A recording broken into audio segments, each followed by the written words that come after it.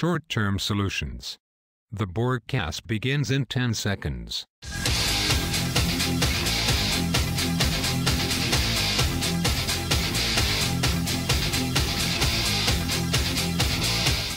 WDBC Internet Television is on. I am an avatar for Michael P. Borgia. The broadcast, originating from deep behind enemy lines, is brought to you by dailyborg.com. Conservative politics for the thoughtful. Resistance is futile. You will be assimilated. Despite passing the biggest debt ceiling increase in history only 18 months ago, the nation is again at the limit of its statutory borrowing authority. And again, the President and House Republicans are butting heads over how it should be raised. With another cliff looming over our nation, House Republicans came out of their annual retreat with a novel, though temporary solution. We'll look at that idea when the broadcast continues in a moment.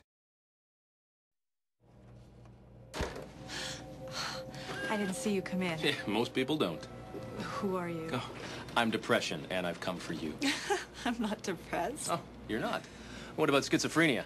No. Anxiety disorders? Uh-uh. Eating or mood disorders? No and no. Oh, my mistake. It's next Tuesday that you lose your job and your boyfriend leaves you.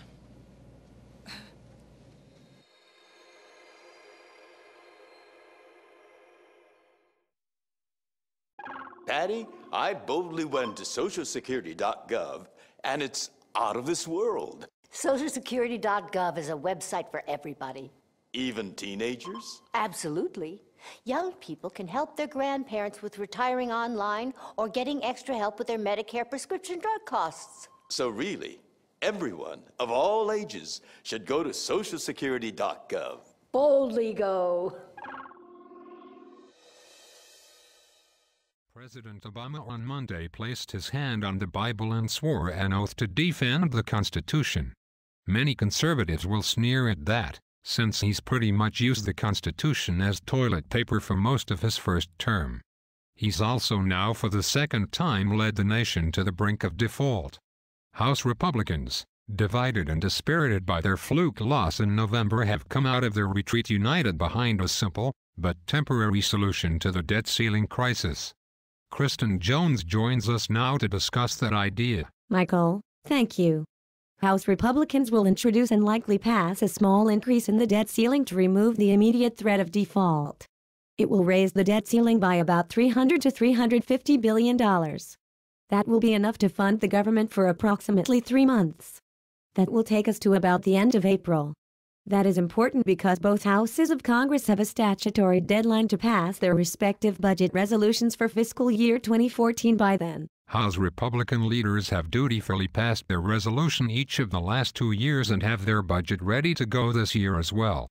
But the Senate has not passed a budget resolution as is required by law for the past 3 years. That's because Senate Democratic leaders are terrified at the prospect of allowing the American people see in writing what it is they really stand for. If every Democrat in the Senate got every penny of spending that they want for their favorite special interest, the already monstrous federal deficit would explode even further. And if they didn't, they likely could not get 50 Democrats to vote to pass it. The result is that the nation's budget process is broken. Not once during Barack Obama's 4 years as president has he been able to lead the nation to a budget that was enacted on time. The president's 2013 budget was rejected without getting a single affirmative vote. His 2012 budget was similarly radioactive. Now we have word that his 2014 budget is going to be late, and administration officials won't tell us how late it's going to be. So for the beginning of the new presidential term, we begin with yet another display of mediocrity and incompetence. And the budget process starts out broken. The president, however, is enjoying, according to most polls, a small surge in popularity.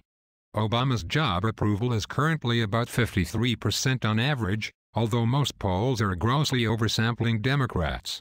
Rasmussen, for example, is polling assuming that 32% of likely voters are Republicans, while 38% are Democrats. Obama, though, only won on election day by about 3%. The raw House vote was less than 1% Democratic. So if you adjust those numbers to what the electorate actually looks like, Obama has an approval rating of about 47 to 49%. That still makes him the most popular figure in town. But the Senate leader, Harry Reid, enjoys the approval of only 12% of the electorate. And another 40% don't know enough about him to make a decision. So Republicans in their new proposal are shifting the target. Instead of attacking Obama, they are going after Senate Democrats. In the new proposal, in exchange for raising the debt ceiling enough for 3 months of borrowing, Republicans propose to require Senate Democrats to pass their annual budget resolution before any further increases will be approved. Furthermore, if either chamber fails to pass its budget, its members will forfeit their paychecks until they do. The plan has its advantages. It avoids a contentious debate for the moment on what spending cuts will be made to increase the debt ceiling. It, at least for the short term, defers the immediate crisis. It will force the Senate to actually do its job and pass a budget. It gives Republicans a chance to attack a far more vulnerable target, the Senate Democratic leadership. And it once again forces Obama to the sidelines in the role of figurehead and spectator. The more Obama can be left out of the process, the better off Republicans are. It makes the president look weak and disengaged. There are disadvantages, though. Republicans will be open to attacks of punting on the debt ceiling. They can be accused of playing politics with our national credit rating. Conservatives will attack the leadership for increasing the debt ceiling without securing budget cuts. And it is purely a political move. But right now, what Republicans need most is a victory of some sort to get political momentum back on their side. In that regard, this is much like strategizing a football game.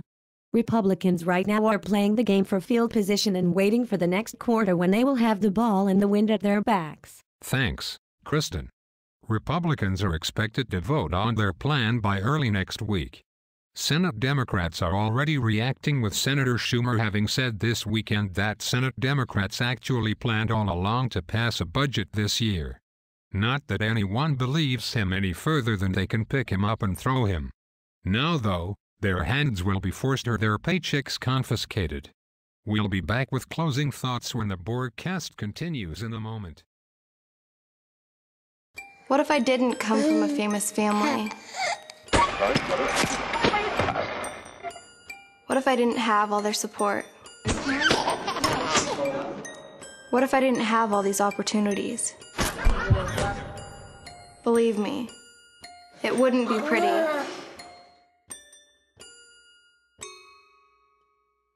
Pause before you play.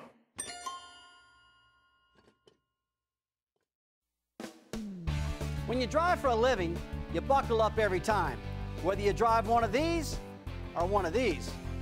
Truckers know what I'm talking about, because no matter how good a driver you are, trouble can still happen. That's when you want to keep your safety belt on to keep you steady, behind the wheel, in control, and looking out for everybody. Safety is a professional driver's responsibility. Remember, you're the one who drives for a living. A message from the U.S. Department of Transportation. The nation got some wonderful news this week. Hockey is back. The puck dropped on an abbreviated 48-game season on Saturday with 13 games.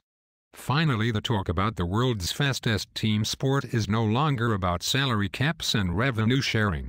Instead, it's about whether or not the Red Wings can keep their 21-year streak of playoff appearances alive. Were the Kings a fluke, or a dynasty in its beginning? Do the Devils have enough offense? Do the Flyers have enough defense? Can the Rangers win their first Stanley Cup in 19 years, or will it be a short road back to glory for the Blackhawks or Bruins? One thing's for sure. In a season that will only last 99 days, we will get answers quickly. Much more quickly than we'll solve the problem of the national debt.